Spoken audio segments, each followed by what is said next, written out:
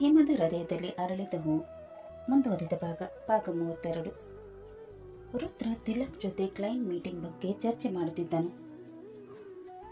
Meeting ಎಲ್ಲಿರೋ Tilak ಎಂದು ಕೇಳಿದನು. Tilak file ನೋಡುತ್ತಾ, ಸರ್, ಕ್ಲೈಂಟ್ ಕ್ಲೌಡ್ ಹೋಟೆಲ್ಗೆ ಬರಕ್ಕೆ ಹೇಳಿದ್ದಾರೆ ಅಂತ ಪ್ರಾಜೆಕ್ಟ್ ಮ್ಯಾನೇಜರ್ ವಿಕ್ರಮ್ ಹೇಳಿದ್ರು ಎಂದನು. Cloud hotel? ಆ ಹೆಸರು ಕೇಳುತ್ತಿದ್ದಂತೆ ರುದ್ರನ ಮುಖ ಗಡುಸಾಯಿತು. ಅವನ ಕಣ್ಣ ಮುಂದೆ ಹಳೆಯ ನೆನಪುಗಳು ಮರುಕಳಿಸಿದವು. ಮುಷ್ಟಿ ಬಿಗಿದುಕೊಂಡ ಅವನಿಗೆ ಕೋಪ ಉಕ್ಕಿ ಬಂದಿತು. ಅದನ್ನು ಗಮನಿಸಿದ ತಿಲಕ್ ಗೊಂದಲದಿಂದ ಅವನನ್ನು ನೋಡಿದನು. ಕೂಡಲೇ ರುದ್ರ ಗಂಭೀರ ಧ್ವನಿಯಲ್ಲಿ, ವಿಕ್ರಮ್ನನ್ನು ಇಲ್ಲಿಗೆ ಬರಕೇಳು ಎಂದನು. ತಿಲಕ್ ಕೂಡಲೇ ಮೊಬೈಲ್ ತೆಗೆದು ವಿಕ್ರಮ್ಗೆ ಕಾಲ್ ಮಾಡಿ ಚೇಂಬರ್ಗೆ ಬರಲು ಹೇಳಿದನು. ಸ್ವಲ್ಪ ಹೊತ್ತಿನ ನಂತರ ವಿಕ್ರಮ್ ಒಳಗೆ ಬಂದು, good morning sir. Good morning ಎಂದು ಹೇಳಿದ ರುದ್ರ ನೇರವಾಗಿ ವಿಷಯಕ್ಕೆ ಬಂದನು. ವಿಕ್ರಮ್, ಕ್ಲೈಂಟ್ಗೆ ಹೇಳಿ ಬೇರೆ ಕಡೆ ಮೀಟಿಂಗ್ ಅರೇಂಜ್ ಮಾಡು. ವಿಕ್ರಮ್ ಒಂದು ಕ್ಷಣ ಆಶ್ಚರ್ಯದಿಂದ ಅವನ ಕಡೆ ನೋಡಿದನು. ಸರ್, ಕ್ಲೈಂಟ್ ಅಲ್ಲೇ ಮೀಟಿಂಗ್ ಮಾಡ್ಬೇಕಂತ ಹೇಳ್ತಾ ಇದ್ದಾರೆ. ಪ್ರಾಜೆಕ್ಟ್ ಬೇರೆ ತುಂಬ ದೊಡ್ಡದಿದೆ. ಆ ಪ್ರಾಜೆಕ್ಟ್ ಏನಾದರೂ ನಮಗೆ ಸಿಕ್ಕರೆ ಕಂಪ್ನಿಗೆ ತುಂಬ ಲಾಭ ಆಗುತ್ತೆ. ಅವರನ್ನು ನಾವು ಡಿಸಪಾಯಿಂಟ್ ಮಾಡೋದು ಬೇಡ ಅನ್ಸುತ್ತೆ ಸರ್ ಎಂದನು. ವಿಕ್ರಮ್ ಮಾತು ಕೇಳಿ ರುದ್ರನ ಮುಖ ಮತ್ತಷ್ಟು ಗಂಭೀರವಾಯಿತು. ಅವನ ಕಣ್ಣುಗಳಲ್ಲಿ ಯಾರಿಗೂ ಅರ್ಥವಾಗದ ಕೋಪ ಮತ್ತು ನೋವು ಕಾಣಿಸುತ್ತಿತ್ತು. ಆ ಹೋಟೆಲ್ ಹೆಸರು ಮಾತ್ರ ಅವನ ಮನಸ್ಸಿನ ಹಳೆಯ ಗಾಯವನ್ನು ಮತ್ತೆ ಕೆದಕಿತ್ತು. ಆ ವ್ಯಕ್ತಿ ಯಾಕೆ ಅದೇ ಹೋಟೆಲನ್ನು ಮೀಟಿಂಗ್ಗೋಸ್ಕರ ಸೆಲೆಕ್ಟ್ ಮಾಡ್ತಾರೆ? ಅವತ್ತು ಕೂಡ ಅದೇ ಹೋಟೆಲಲ್ಲಿ ಮೀಟಿಂಗ್ ಇಟ್ಕೊಂಡಿದ್ರು. ಅವತ್ತು ನನ್ನ ಜೀವನನೇ ನರಕಾಗಿತ್ತು. ಮತ್ತೆ ಅದೇ ಹೋಟೆಲ್. ಏನಾದರೂ ಚೇಂಜಸ್ ಮಾಡೋಕ್ಕಾಗಲ್ಲ ವಿಕ್ರಮ್ ಎಂದು ಕೋಪದಿಂದ ಕೇಳಿದನು. ವಿಕ್ರಮ್ ಶಾಂತವಾಗಿ ಉತ್ತರಿಸಿದನು, ಇಲ್ಲ ಸರ್, ಕಂಪನಿಗೆ ಲಾಭ ಆಗುತ್ತೆ ಅಂದರೆ ನಾವು ಅವ್ರು ಹೇಳಿದ ಜಾಗಕ್ಕೆ ಹೋಗ್ಲೇಬೇಕಲ್ವಾ? ಅವತ್ತು ಯಾಕೆ ಹಾಗಾಗಿತ್ತು ಅಂತ ನನಗೆ ಗೊತ್ತಿಲ್ಲ ಸರ್, ಆದರೆ ಅವತ್ತು ಕಂಪನಿಗೆ ತುಂಬ ಲಾಭ ಆಗಿತ್ತಲ್ವ ಸರ್ ಎಂದನು. ಅಷ್ಟರಲ್ಲೇ ರುದ್ರ ಮೇಚಿನ ಮೇಲೆ ಕೈ ಬಡಿದನು. ಲಾಭ ಮೈ ಫುಡ್, ನನ್ನ ಜೀವನನೇ ನರಕಾದ್ದೇನದು ಎಂದು ಹಲ್ಲು ಕಚ್ಚಿಕೊಂಡನು. ಕೆಲ ಕ್ಷಣಗಳ ನಂತರ ಕೋಪವನ್ನು ನಿಯಂತ್ರಿಸಿಕೊಂಡು, ಸರಿ, ನೀನು ಹೊರಡು, ನಾಳೆಗೆ ಏನೇನು ಬೇಕೋ ಎಲ್ಲ ಅರೇಂಜ್ ಮಾಡು ಎಂದನು. ಆಯಿತು ಸರ್ ಎಂದು ಹೇಳಿದ ವಿಕ್ರಮ್ ಹೊರಡಲು ತಿರುಗಿದನು. ಬಾಗಿಲಿನ ಹತ್ತಿರ ಹೋಗಿ ಕ್ಷಣಕಾಲ ನಿಂತನು. ನಂತರ ಯಾರಿಗೂ ಕಾಣದಂತೆ ತುಟಿಯ ಮೇಲೆ ವ್ಯಂಗ್ಯದ ನಗು ಮೂಡಿಸಿ ಮನಸ್ಸಿನಲ್ಲಿ ಹೇಳಿಕೊಂಡನು, ಅವತ್ತು ಆ ನಿನ್ನ ಪರಿಸ್ಥಿತಿಗೆ ನಾನೇ ಕಾರಣ ರುದ್ರ. ಆದರೆ ನಿಂಗೆ ಆ ಸತ್ಯ ಇನ್ನೂ ಗೊತ್ತಿಲ್ಲ. ನಾಳೆ ನಿನ್ನ ಲೈಫ್ ಇನ್ನಷ್ಟು ವರ್ಸ್ಟ್ ಆಗುತ್ತೆ. ನಿನ್ನ ಇಡೀ ಸಾಮ್ರಾಜ್ಯವನ್ನು ನಾನು ಹಾಳು ಮಾಡ್ತೀನಿ. ಇಶಿಕಾಳನ್ನು ದಾಳ ಮಾಡ್ಕೊಂಡು ನಿನ್ನನ್ನು ಮುಗಿಸ್ತೀನಿ. ಈ ಬಾರಿ ನಿನ್ನ ಕೈಯಿಂದ ಏನು ಉಳಿಸ್ಕೊಳಕ್ಕಾಗಲ್ಲ ಎಂದು ಕುತಂತ್ರದ ನಗು ಬೀರಿದನು. ನಂತರ ಮುಖದಲ್ಲಿ ಏನೂ ಆಗಿಲ್ಲ ಎಂಬಂತೆ ಭಾವನೆ ತಂದುಕೊಂಡು ಚೇಂಬರ್ನಿಂದ ಹೊರಗೆ ಹೋದನು. ಇತ್ತ ರುದ್ರಗೆ ಮಾತ್ರ ಗೊತ್ತಿರಲಿಲ್ಲ, ತಾನು ನಂಬಿದ್ದ ವ್ಯಕ್ತಿಯೇ ತನ್ನ ಜೀವನವನ್ನು ಮತ್ತೊಮ್ಮೆ ನರಕವಾಗಿಸಲು ಸಿದ್ಧತೆ ನಡೆಸುತ್ತಿದ್ದಾನೆ ಎಂದು. ಎಲ್ಲ ಕೆಲಸ ಆದ ಮೇಲೆ ತಿಲಕ್ ರುದ್ರನ ಚೇಂಬರ್ನಿಂದ ಹೊರಗೆ ಹೋದನು. ರುದ್ರ ಮಾತ್ರ ಮೌನವಾಗಿ ತನ್ನ ಸೀಟಿನಲ್ಲಿ ಕುಳಿತಿದ್ದನು. ಅವನ ಮುಖದಲ್ಲಿ ಎಂದಿನ ಗಂಭೀರತೆ ಇರಲಿಲ್ಲ. ಏನು ಹಳೆಯ ನೋವು ಮತ್ತೆ ಕಾಡುತ್ತಿರುವಂತೆ ಕಾಣಿಸುತ್ತಿತ್ತು. ಅದನ್ನು ಗಮನಿಸಿದ ಮೀರಾ ಮನಸ್ಸಿನಲ್ಲಿ ಅಂದುಕೊಂಡಳು, ಈ ಸರ್ಗೆ ಏನಾಯಿತು? ಅವತ್ತು ಇವ್ರಿಗೆ ಏನಾಗಿತ್ತು? ಯಾವ ದಿನದ ಬಗ್ಗೆ ಮಾತಾಡ್ತಾ ಇದ್ರು? ಹೋಗಿ ಕೇಳ, ಅದು ಬೈದ್ರೆ ಏನು ಮಾಡೋದು ಎಂದು ಯೋಚಿಸಿ ಸುಮ್ಮನಾದಳು. ಆದರೆ ಮತ್ತೆ ರುದ್ರನ ಕಡೆ ನೋಡಿದಾಗ ಅವನು ತಲೆಗೆ ಕೈ ಹಿಡಿದು ಕುಳಿತಿರುವುದು ಕಾಣಿಸಿತು. ಅದನ್ನು ನೋಡಿ ಅವಳ ಮನಸ್ಸು ಕರಗಿತು. ಪಾಪ, ತಲೆ ನೋಡ್ತಾ ಇದೆ ಅನ್ಸತ್ತೆ, ಹೋಗಿ ಕೇಳ್ತೀನಿ ಎಂದು ಅಂದುಕೊಂಡು ಅವನ ಹತ್ತಿರ ಹೋದಳು. ಸರ್, ಏನಾಯಿತು ಎಂದು ಮೃದುವಾಗಿ ಕೇಳಿದಳು. ರುದ್ರ ನಿಧಾನವಾಗಿ ಕಣ್ಣು ತೆರೆದು ಅವಳ ಕಡೆ ನೋಡಿದನು. ತಲೆ ತುಂಬ ನೋಗ್ತಾ ಇದೆ ಮೀರಾ, ಸ್ವಲ್ಪ ತಲೆ ಒತ್ತೀಯಾ ಎಂದನು. ಆಯಿತು ಸರ್ ಎಂದು ಹೇಳಿದ ಅವಳು ಅವನ ಹತ್ತಿರ ಬಂದು ನಿಂತಳು. ನಂತರ ತನ್ನ ಮೃದುವಾದ ಬೆರಳುಗಳಿಂದ ಅವನ ತಲೆಯನ್ನು ನಿಧಾನವಾಗಿ ಒತ್ತತೊಡಗಿದಳು. ಸರ್, ಇಲ್ಲಿ ನೋಗ್ತಾ ಇದೆಯಾ ಎಂದು ಕಾಳಜಿಯಿಂದ ಕೇಳಿದಳು. ಹಾ ಮೀರಾ, ತಲೆ ಪೂರ್ತಿ ನೋಗ್ತಾ ಇದೆ ಎಂದನು. ಅವಳು ಇನ್ನೂ ನಿಧಾನವಾಗಿ ಅವನ ತಲೆಯನ್ನು ಒತ್ತತೊಡಗಿದಳು.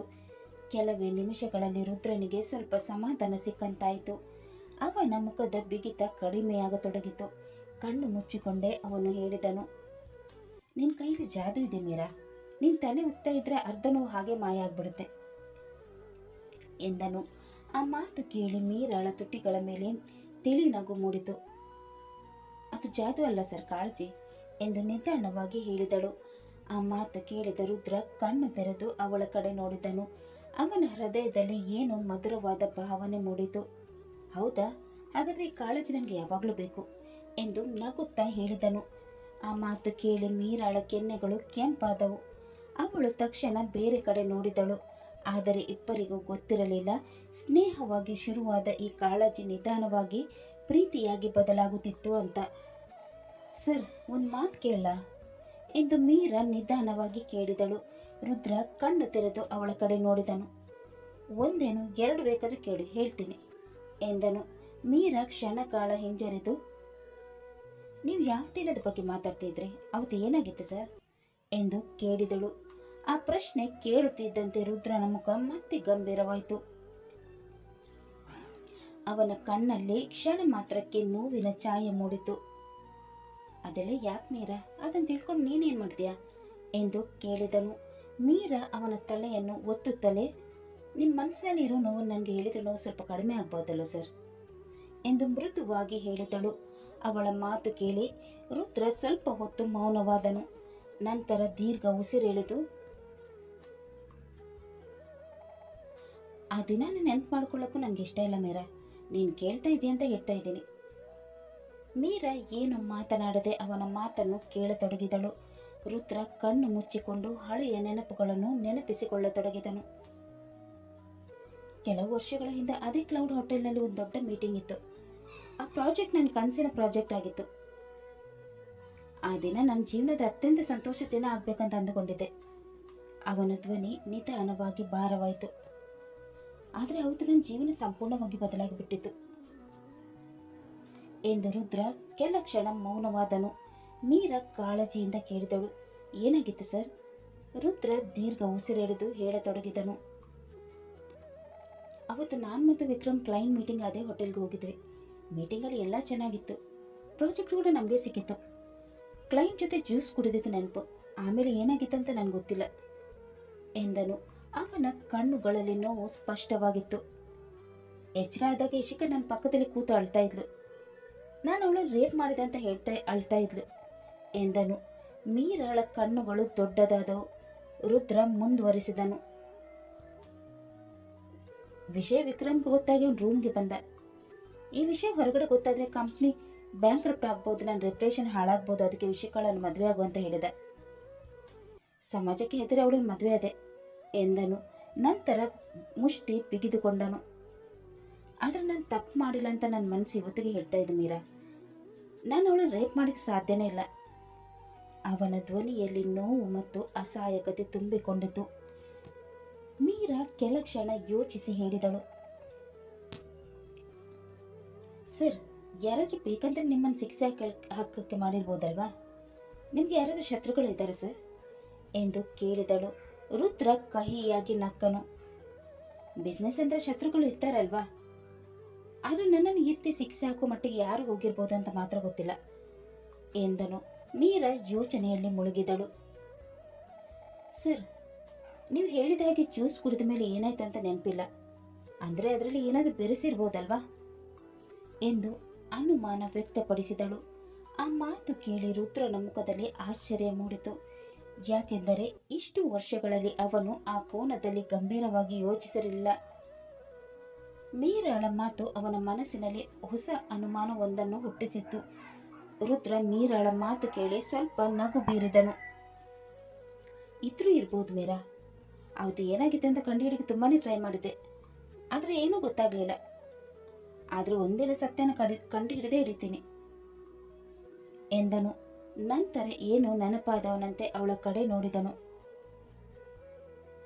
ನಾಳೆ ಬೇರೆ ಅದೇ ಹೋಟೆಲಲ್ಲಿ ಮೀಟಿಂಗ್ ಇದೆ ಎಂದಾಗ ಮೀರಾಳ ಮುಖದಲ್ಲಿ ಕಳವಳ ಮೂಡಿತು.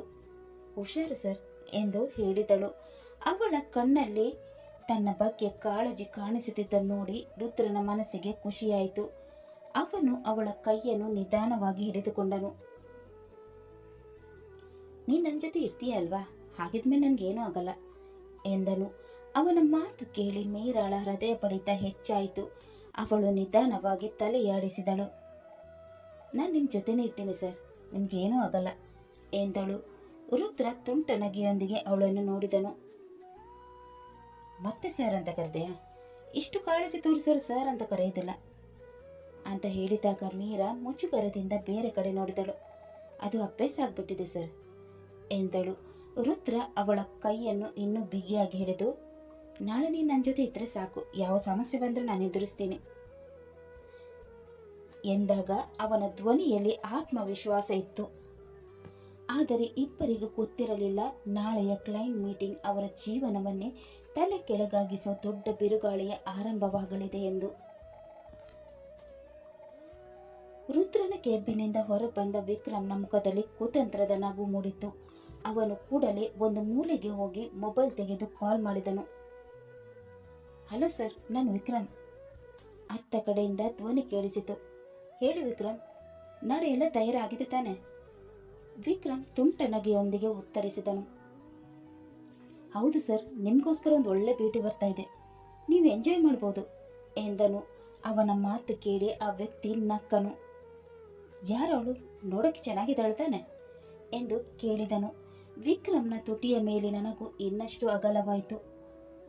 ಅಪ್ಸರೆ ತರಿದ್ದಾಳೆ ಸರ್, ರುದ್ರನ ಸೆಕೆಂಡ್ ವೈಫ್ ಎಂದಾಗ ಕ್ಷಣ ಕಾಲ ಮೌನ ಆವರಿಸಿತು. ನಂತರ ಆ ವ್ಯಕ್ತಿ ಆಶ್ಚರ್ಯದಿಂದ ಕೇಳಿದನು, ಏನು ರುದ್ರನ ವೈಫಾ? ಅವನು ಗೊತ್ತಾದ್ರೆ ಕಷ್ಟ ಆಗಲ್ವಾ? ವಿಕ್ರಮ್ ನಿರ್ಲಕ್ಷ್ಯವಾಗಿ ನಕ್ಕನು. ಆವತ್ತು ಗೊತ್ತಾಗಿತ್ತ ಸರ್, ನಾಳೆ ಕೂಡ ಅದೇ ರೀತಿ ಆಗುತ್ತೆ, ನೀವು ಟೆನ್ಷನ್ ಮಾಡಬೇಡಿ. ನಂತರ ಧ್ವನಿಯನ್ನು ತಗ್ಗಿಸಿ, ಪ್ರಾಜೆಕ್ಟ್ ಮಾತ್ರ ರುದ್ರಂಗೆ ಸಿಗಬೇಕು, ಆಗ ಯಾರಿಗೂ ನಿಮ್ಮ ಮೇಲೆ ಡೌಟ್ ಬರಲ್ಲ ಎಂದನು. ಅತ್ತ ಕಡೆಯಿಂದ ಕ್ರೂರ ನಗು ಕೇಳಿಸಿತು. ಗುಡ್ ವಿಕ್ರಮ್, ನನಗೆ ಆವತ್ತಿನ ಥರ ಬ್ಯೂಟಿ ಸಿಕ್ಕರೆ ಸಾಕು, ಅದು ರುದ್ರನ ವೈಫ್ ಆದರೂ ಓಕೆ, ಒಟ್ಟಿನಲ್ಲಿ ಅವಳು ನೋಡೋಕ್ಕೆ ಚೆನ್ನಾಗಿರಬೇಕು. ಪ್ರಾಜೆಕ್ಟ್ ರುದ್ರಗಿನೇ ಸಿಗುತ್ತೆ, ಸಿಗೋ ಹಾಗೆ ನಾನು ಮಾಡ್ತೀನಿ. ಇಷ್ಟು ವರ್ಷ ನಾನು ಮಾಡ್ಕೊಂಡು ಬಂದಿರೋ ಕೆಲಸ ನಮ್ಮ ಬಾಸಿಗೆ ಗೊತ್ತಿಲ್ಲ, ಎಲ್ಲ ಕಡೆ ನಾನೇ ಬಾಸ್ ಅಂತ ಹೇಳ್ಕೊಂಡು ಬಂದಿದ್ದೀನಿ. ನಾನು ಹೇಳಿದ ಮೇಲೆ ಎಲ್ಲ ಮುಗೀತು, ನೀನು ನನ್ನನ್ನು ಖುಷಿಪಡಿಸು, ನಾನು ನಿನ್ನನ್ನು ಖುಷಿಪಡಿಸ್ತೇನೆ. ನಾನು ಇರೋದೇ ನಿಮ್ಮನ್ನು ಖುಷಿಪಡಿಸೋಕೆ ಅಲ್ವಾ ಸರ್, ನೀವು ಏನೂ ವರಿ ಮಾಡ್ಕೋಬೇಡಿ, ನಾಳೆ ನಿಮ್ಗೆ ಏನು ಬೇಕೋ ಅದು ಸಿಕ್ಕೇ ಸಿಗುತ್ತೆ. ಈ ವಿಕ್ರಮ್ ಕೈಗೆತ್ತಿಕೊಂಡು ಕೆಲಸ ಯಾವತ್ತೂ ಫೇಲ್ ಆದ ಇತಿಹಾಸನೇ ಇಲ್ಲ. ರುದ್ರನ ಮರ್ಯಾದೆ ಎಲ್ಲರಿದ್ರೂ ಮಣ್ಣು ಪಾಲಾಗಬೇಕು. ವಿಕ್ರಮ್ನ ಕಣ್ಣುಗಳಲ್ಲಿ ದ್ವೇಷ ಮಿನುಗಿತು. ಸ್ವಲ್ಪ ಹೊತ್ತು ಮಾತನಾಡಿದ ಮೇಲೆ ಅವನು ಕಾಲ್ ಕಟ್ ಮಾಡಿದನು. ಕಾಲ್ ಕಟ್ ಆದ ನಂತರ ವಿಕ್ರಮ್ ಆಕಾಶದ ಕಡೆ ನೋಡಿ ವ್ಯಂಗ್ಯವಾಗಿ ನಕ್ಕನು. ರುದ್ರ, ಆವತ್ತು ನಿನ್ನ ಜೀವನ ನರಕಾಗಿತ್ತು, ನಾಳೆ ನಿನ್ನ ಪ್ರಪಂಚವೇ ಕುಸಿದು ಬೀಳುತ್ತೆ. ನಿನ್ನ ನಂಬಿಕೆ, ನಿನ್ನ ಪ್ರೀತಿ, ನಿನ್ನ ಕುಟುಂಬ ಎಲ್ಲವನ್ನು ನಾಶ ಮಾಡ್ತೀನಿ ಎಂದು ಮನಸ್ಸಿನಲ್ಲೇ ಹೇಳಿಕೊಂಡನು.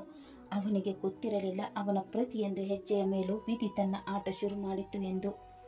ಕತೆ ಮುಂದುವರಿಯುವುದು. ವಿಕ್ರಮ್ ಮತ್ತು ಇಶಿಕಾಳ ಕುತಂತ್ರಕ್ಕೆ ಮೀರಾ ಬಲಿಯಾಗುತ್ತಾಳ. ಮತ್ತೆ ಅದೇ ಹೋಟೆಲ್ನಲ್ಲಿ ರುದ್ರನ ಜೀವನ ತಲೆ ಕೆಳಗಾಗುತ್ತದೆಯಾ? ವರ್ಷಗಳ ಹಿಂದೆ ನಡೆದ ರಹಸ್ಯದ ಸತ್ಯ ಹೊರಬರುತ್ತದೆಯಾ? ರುದ್ರ ಮೀರಾಳ ಪ್ರೀತಿಗೆ ಹೊಸ ಪರೀಕ್ಷೆ ಎದುರಾಗಲಿದೆಯಾ?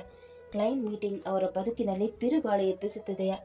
ಇವೆಲ್ಲ ಪ್ರಶ್ನೆಗಳಿಗೆ ಉತ್ತರ ಮುಂದಿನ ಸಂಚಿಕೆಯಲ್ಲಿ ತಿಳಿಯಿರಿ. ಅಲ್ಲಿ ತನಕ ಈ ಕಥೆ ನಿಮಗೆ ಇಷ್ಟವಾದಲ್ಲಿ ಲೈಕ್ ಮಾಡಿ, ಶೇರ್ ಮಾಡಿ ಮತ್ತು ಸಬ್ಸ್ಕ್ರೈಬ್ ಮಾಡೋದನ್ನು ಮಾತ್ರ ಮರಿಬೇಡಿ. ಹಾಗೆ ಕತೆ ಹೇಗಿದೆ ಅಂತ ಕಮೆಂಟ್ ಬಾಕ್ಸಲ್ಲಿ ತಿಳಿಸಿ. ಮುಂದಿನ ಸಂಚಿಕೆಯಲ್ಲಿ ಮತ್ತೆ ಭೇಟಿಯಾಗೋಣ. ಧನ್ಯವಾದಗಳು.